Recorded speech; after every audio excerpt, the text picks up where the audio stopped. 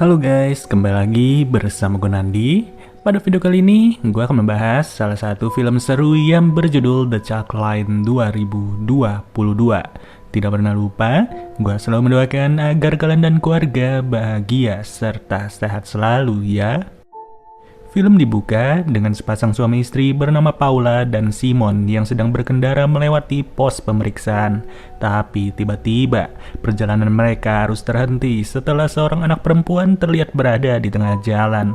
Dari arah berlawanan datanglah motor yang melintas dan berujung anak itu sengaja menyerahkan diri. Beruntungnya sang anak masih bisa tertolong serta selamat, di mana anak tanpa identitas ini benar-benar membuat bingung semua orang.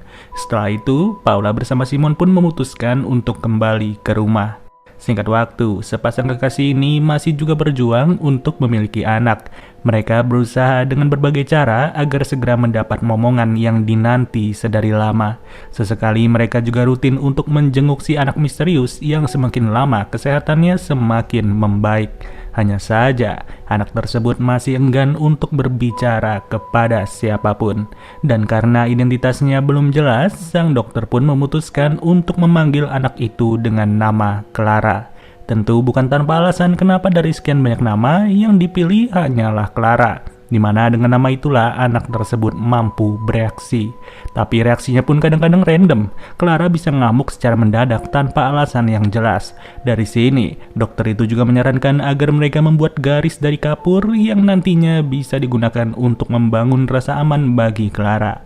Usai pulang dari rumah sakit, Clara pun langsung dibawa ke sebuah kamar oleh Paula. Di sini, sepasang kekasih itu langsung membuat garis kapur sesuai apa yang sudah diminta oleh si dokter.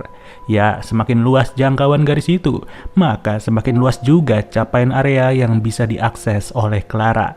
Dan setelah garis-garis dibuat, barulah sang dokter turut datang untuk melatih Clara keluar dari garis itu.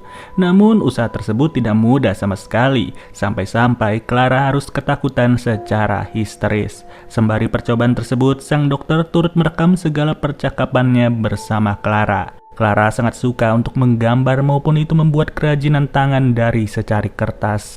Saat malam hari, Paula mengundang tetangga mereka yaitu Eduardo dan juga Beltrans untuk makan malam bersama. Paula banyak menceritakan tentang Clara beserta perkembangannya. Esok harinya, Paula kembali mengundang temannya yang lain yakni seorang wanita bernama Claudia. Claudia yang turut membawa anaknya pun memberi suasana berbeda bagi Clara. Tapi tak lagi setelah Claudia secara tiba-tiba mulai menemukan pecahan kaca di dalam makanannya. Yang mau gak mau, Paula segera mengantarkan Claudia pulang sambil menahan perasaan malu. Sama halnya dengan Claudia, Simon juga menemukan pecahan kaca di dalam makanannya. Namun segala kecurigaan itu harus terhenti dan mereka tidak mau berpikir buruk tentang Clara. Dan seusai itu semua, Simon pun pergi sebentar untuk membeli sekotak kapur yang telah habis. Ketika hari berganti, sepasang kekasih itu kembali mendatangi sang dokter, di mana pada pertemuan ini, dokter tersebut mulai menemukan beberapa arti dari segala kata yang sempat diucap oleh Clara.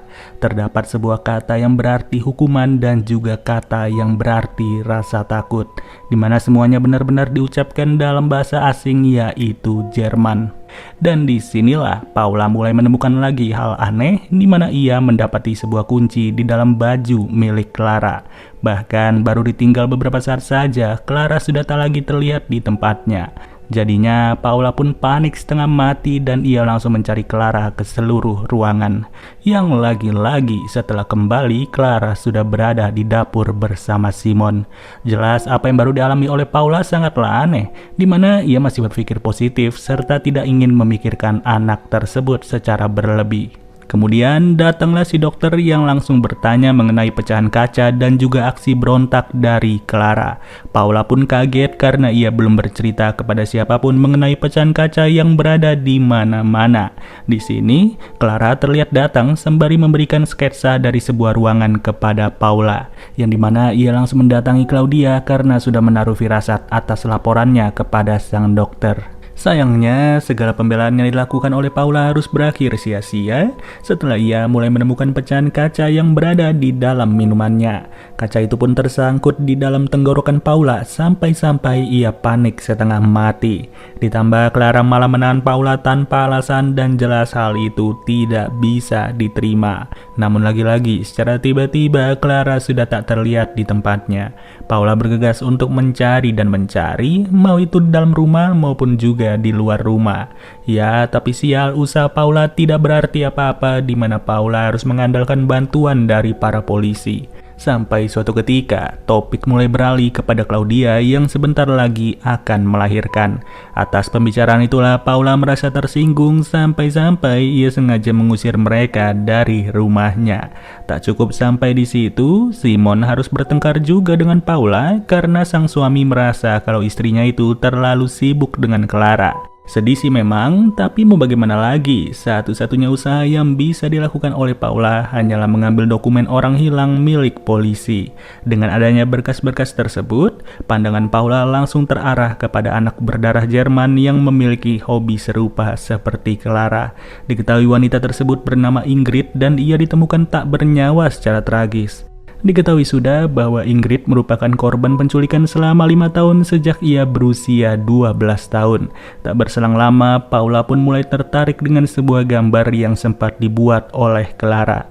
Ia sengaja membuat garis dengan mengikuti arahan dari apa yang digambar oleh anak tersebut. Dan di sini, Paula pun mulai melihat keberadaan Eduardo yang menatapnya dengan tajam. Alhasil, Paula pun langsung mencurigai tetangganya itu serta bergegas untuk membuat laporan. Dari situ, segalanya pun mulai terkuak. Sebenarnya Eduardo sudah sempat menculik Clara.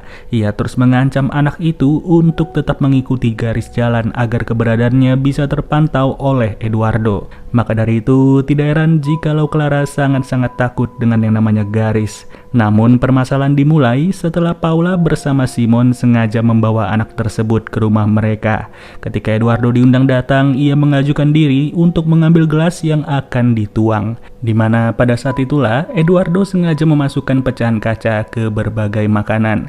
Kemudian di saat ia datang untuk menghibur Paula, Eduardo pun sengaja meminta Claudia untuk membahas jadwal kelahirannya. Yang jelas saja pembahasan tersebut akan membuat Paula marah serta tak lagi fokus dengan keadaan. Lalu, scene kembali lagi kepada Paula. Di sini ia sengaja masuk ke rumahnya Eduardo yang ternyata tidak dikunci sama sekali. Namun sayang, pada detik itu Paula langsung merasa tidak nyaman. Dan memang benar, dalam seketika pintu rumah tersebut telah dikunci oleh Eduardo. Pada momen inilah hal-hal mengerikan harus menimpa Paula dalam sekejap waktu. Setelah aksi bengis tersebut, Paula langsung dibawa ke ruang bawah tanah untuk ditempatkan bersama Clara. Di dalam ruangan ini, Paula mengatakan kalau ia sudah tahu tentang identitas wanita bernama Ingrid serta menyimpan berkas tersebut di dalam mobilnya. Seketika Eduardo segera keluar yang ternyata Paula tidak menyimpan berkas itu di dalam mobil. Pada kesempatan ini, Paula sengaja menyuruh Clara untuk segera bersembunyi di dalam lemari. Namun Clara tak mau sama sekali dengan alasan ibunya sering mengurung ia di dalam lemari tersebut. Dan dari pengakuan itulah diketahui kalau Ingrid merupakan ibu dari Clara dan ia sempat disekap juga di dalam ruangan yang sama. Ingrid sudah diculik dari umur 12 tahun sampai ia melahirkan seorang anak, di mana anaknya alias Clara masih disekap juga oleh orang yang sama. Tak heran kalau Clara sempat mengucapkan bahasa Jerman karena ibunya memang berdarah Jerman. Dan saat ia kembali, Eduardo mengira kalau Clara sudah pergi dari ruangan tersebut, di mana Clara sebenarnya masih berada di dalam lemari. Dan atas kelihayan itulah Eduardo pun langsung terkunci di dalam ruangan sendiri. Disinilah Clara sadar kalau Simon sedang berada di rumahnya Paula. Dan Simon yang sibuk menelpon polisi membuat Clara harus nekat serta memberanikan diri untuk melangkah keluar. Dan atas aksi beraninya itu, hari esok pun langsung dibuka dengan tertangkapnya Eduardo. Sedangkan Clara sendiri langsung dikembalikan kepada keluarganya yang selama ini berada di Jerman. Berselang dari itu semua, Paula pun terlihat sedang video call bersama Clara. Sambil berbicara banyak, Paula segera menunjukkan bahwa kali ini ia berhasil mengandung seorang anak dan film pun berakhir. Nggak kebayangkan, selama ini jadi tetangga, ternyata Eduardo adalah seorang penculik sekaligus pedo. Dan kesimpulannya, tetaplah waspada dengan siapapun yang kalian anggap baik. Karena pada dasarnya, tanah kuburan akan tetap ditumbuhi bunga walau di bawahnya terdapat banyak mayat. Oke deh guys, mungkin segini aja pembahasan alur ceritanya. Sampai bertemu lagi di video berikutnya. Gua Nadi cabut dulu. Dadah.